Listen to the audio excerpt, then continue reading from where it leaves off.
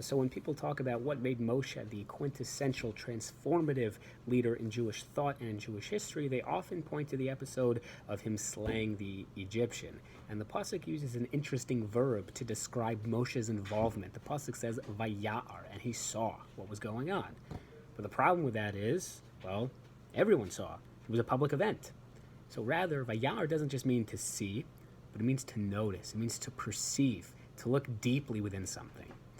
Moshe saw for the first time that those who were being oppressed were worthy of empathy. And this visibility to see suffering and enable empathy suddenly became innate. And it's interesting the fact that he calls his own son Gershom. I was a stranger in a foreign land.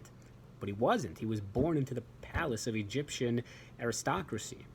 But nonetheless, Moshe's ability to identify himself with the oppressed rather than the oppressor speaks volumes about what he stood for as a leader. And this word of vayar is used again when we see Moshe developing and evolving as a leader. When he sees the burning bush, the pasuk says, vayar v'hinei hasneh, that he saw and behold, there was the bush. But again, wildfires are common in the desert. This was a public event. So again, vayar doesn't mean that he saw the burning bush, but Moshe realized, he was the only one to realize, to perceive that what was happening was actually miraculous. And in essence, that's exactly what empathy is. Empathy is the ability to look at someone and see what's really there beyond the klipa, beyond the shell, rather than look at someone externally or superficially to see what's internally within them on a deeper level. And so now the second question becomes, well, how did Moshe get to that level or that state of empathy? And so I want to argue that more than a peripheral character, Bat Paro was actually the heroine within the story. The pasuk tells us that when she was bathing in the Nile, and Masechet Sota, Perek Rishon, tells us she was bathing because she wanted to cleanse herself from her father's house of idol worship, the pasuk says, Vatera esateva, again using this word Vatera, to see. She notices, she doesn't just see, she notices she's holding an individual that her own father decreed against. But when she sees it, she takes action. Vayhilo keben, Moshe becomes like a son to her. And again, this is a royal, an Egyptian royal, who steps outside of her circumstance and notices someone suffering and decides to take action. That's exactly what Moshe is as well. So it's very tempting to look at the story of Moshe as culminating in a series of leadership.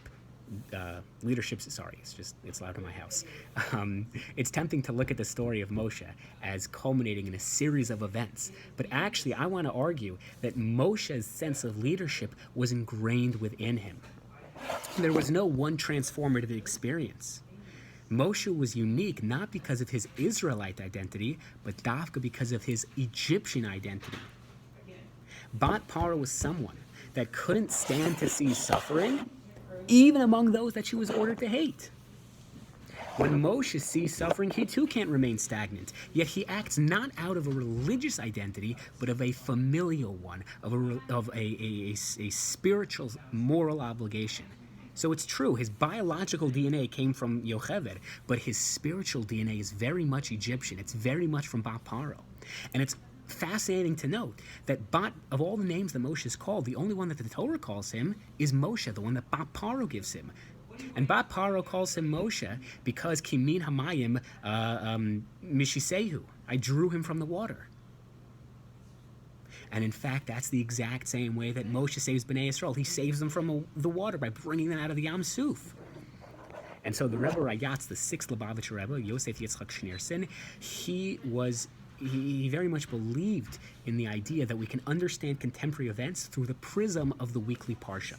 And it's no secret, I'm saying this on January 6th in the afternoon. We all know what's happening in our country, whether you want to say this has been an unprecedented event today, the past 4 years, or this was a natural evolution of what was to occur. Nonetheless, we are living in relatively unprecedented times. This is a time of tremendous crisis in confidence, a crisis in leadership, a crisis in morality.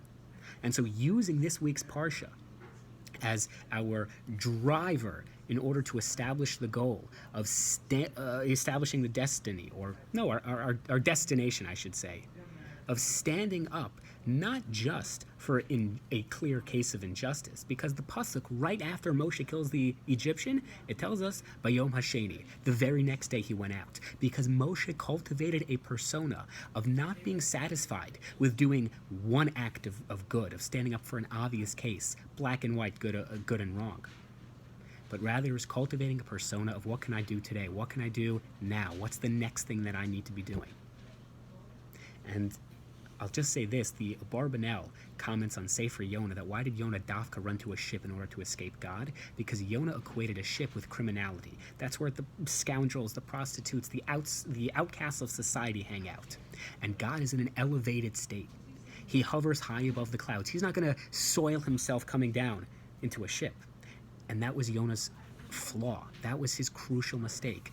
God does not exist in a separate realm, separated from contemporary society, separated from political events, separated from social unrest.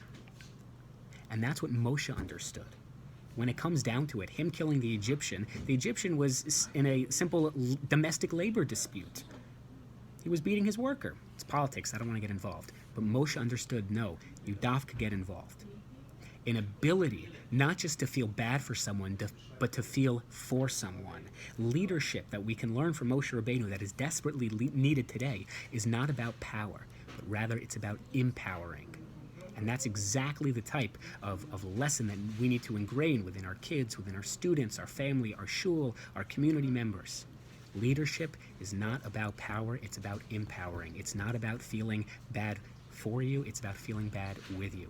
And using this week's Parsha as a prism for understanding the events that unfolded today, understanding the events that have been unfolding for years is crucial, crucial, crucial.